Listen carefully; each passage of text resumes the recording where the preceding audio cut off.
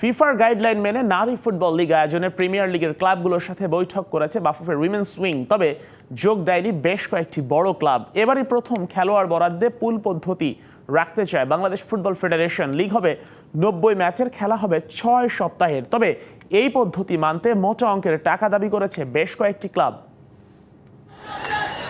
নারী ফুটবলে দক্ষিণ এশিয়ার শ্রেষ্ঠত্বের মুকুট এখন বাংলাদেশের। জাতীয় বা বয়সভিত্তিক দলের আন্তর্জাতিক অঙ্গনে সাফল্যের পাল্লাটা ভারী হলেও ঘরোয়া অবকাঠামো মোটেও মজবুত নয় লাল সবুজের। নারী লীগ একেবারেই অনিয়মিত। অর্থ সংকটে থাকা ক্লাবগুলোর আগ্রহও নগণ্য। তবে এবার সেই জায়গায় নিয়মিত লীগ আয়োজনের প্রত্যয় বাফুফের যুক্ত করতে চায় বিপিএল এর ক্লাবগুলোকেও। সে কারণে ক্লাব প্রতিনিধিদের সাথে বৈঠক উইমেন্স উইং চেয়ারম্যানের। যদিও তাতে যোগ দেয়নি বসুন্ধরা কিংস, ঢাকা আবাহনী, মোহামেডান, ফর্টিজ এফসির মতো বড় ক্লাবগুলো আমাদেরকে কিভাবে সহযোগিতা করতে পারে বা তাদের কি কি লিমিটেশনস আছে, মূলত এগুলোই আমরা আজকে জানতে চেয়েছিলাম। যেসব স্পন্সর প্রতিষ্ঠানের সাথে কথা বলবো তাদের সাথে আলোচনা করবো।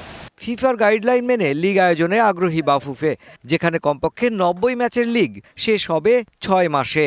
এই সিদ্ধান্তের পেছনে দূরের ভাবনা উইমেন্স উইং এর। ফুটবলে টিকে থাকতে চাইলে ফিফার গাইডলাইন মেনে আপনাকে কাজ করতে হবে এবং ফিফার রেজিস্ট্রেশনে আপনাকে ঢুকতে হবে। এই যে ক্লাবগুলো খেলবে, এই যে প্লেয়ারগুলো আসবে, এগুলো ফিফার রেজিস্ট্রেশনে চলে যাবে। কিন্তু বরাবরই অর্থ সংকটে থাকা ক্লাবগুলোর সামর্থ্য আর প্লেয়ার পুল প্রথা নিয়েও উঠেছে প্রশ্ন। এখন ডবল লিগ পদ্ধতিতে যে খেলা হবে, এটা ডিউরেশন পিরিয়ড অনেক বেশি। আচ্ছা, টাকার কোনো বিকল্প নাই। সাফিসিয়েন্ট মানি যদি না দেওয়া হয় তাহলে আমরা খেলতে পারবো না। আরেকটা কথা উঠেছে এখানে পুলের ব্যাপারে, সে ব্যাপারে আমি ইন্টারেস্ট নাই। আমি ব্রাদার্স ইউনিয়ন ক্লাব পুলের বিপক্ষে। আমরা চাই যে পুল ছাড়া খেলা হবে। সেক্ষেত্রে প্রতি মাসে 10 লাখ টাকার দাবি জানিয়েছে দু একটি ক্লাব। তবে এমন দাবি পূরণ করতে কতটা সক্ষম হবে বাফুফে, সেটাই এখন দেখার অপেক্ষা। Mushfiqur Rahman, DBC news, Dhaka.